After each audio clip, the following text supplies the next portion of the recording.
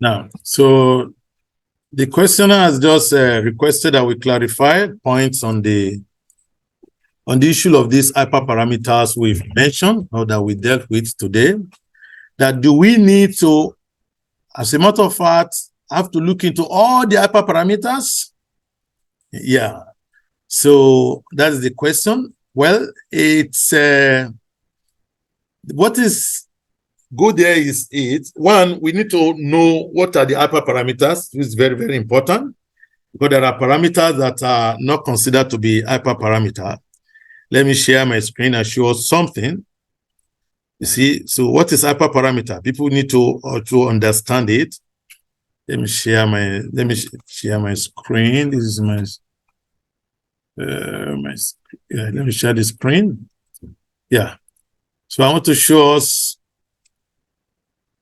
this is weaker environment. So I want to believe, can we see the weaker environment? Is it shown? Yes, it is shown. Yes. Okay, thank you. So as usual, once you load the data set, I get a lot of questions related to this often. So let's say we have data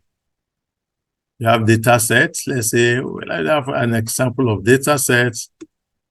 So that is in CSV format. Okay. Let's load our, whatever I want to work on. Whatever on the hypertension data sets. Okay, that's okay. Now this is the data set. So you go to classify where you can select the algorithm you want. As usual, let's start with okay, today we are looking into support vector machine. It's good. Let us pick support vector machine. This is support vector machine. You are going to see it inside function. Yeah, you're going to see it SMO.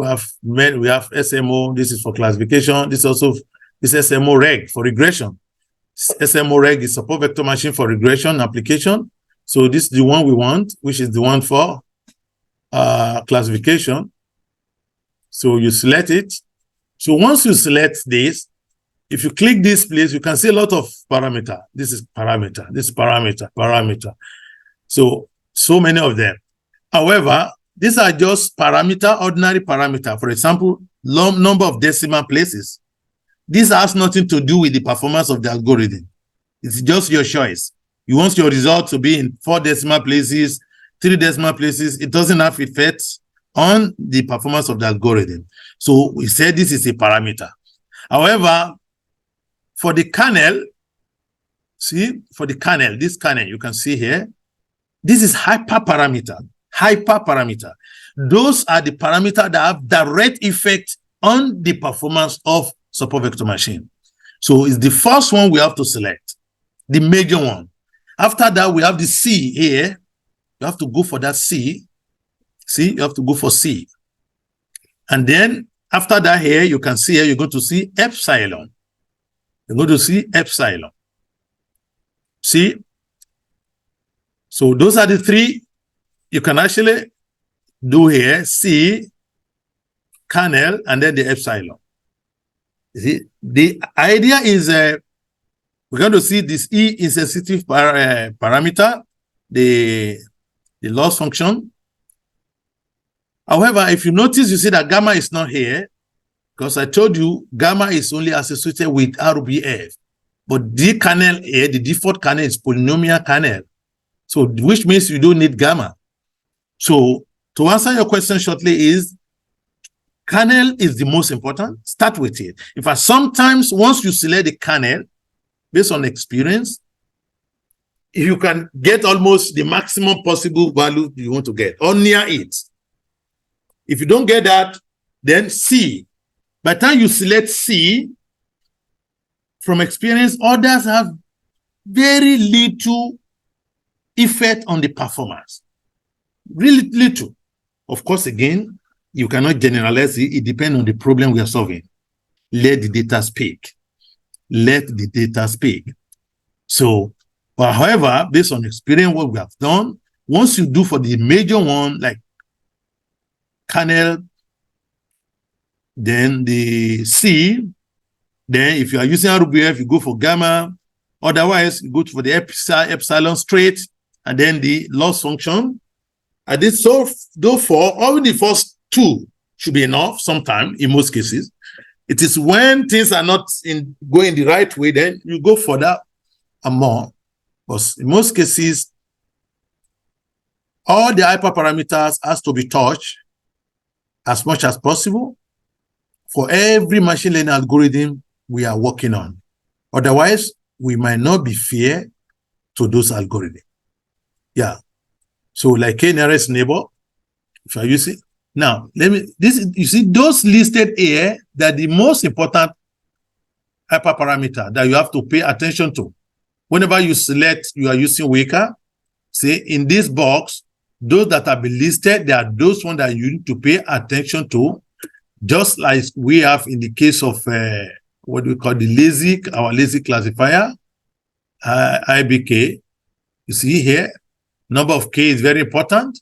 And after that, you can see that the distance measure is also listed as another very important hyperparameter. So it depends, whatever algorithm you are using, we have to identify the hyperparameters, check the literature, people that work with it before. You have seen that kernel function is very common, it's unique, it's common across board. No one works with support vector machine without talking about optimizing the hyperparameter of kernel function to select the best kernel. After that, you go for C.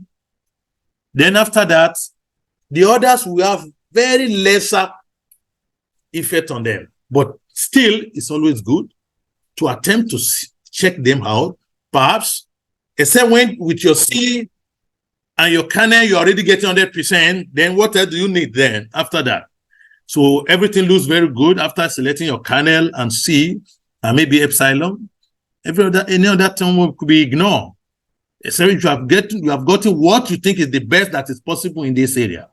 But in as much as your result is not yet where you want it to be, then you have to keep playing with those hyperparameters until you get what you want. I think this is what we're going to have for the day. Thank you all for listening. And like I've been suggesting, I've actually recommend, try to pick up a problem as individuals and then try to start solving problems.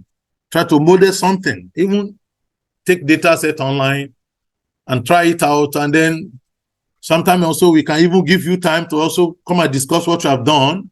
So that we want to use that also to encourage others who are still fighting, who are still afraid of doing the implementation. Sometimes you think you don't know it. It's better to start and you stumble along the way and then you can see for clarification until you finally perfect the act of modeling using machine learning. So I wish you all the best, because sometimes you don't appreciate what the kind of the volume of knowledge you have acquired until you start practicing it actually. Yeah, I think this is very, very important. So once again, I wish you all the best and thank you very much for attending. Bye.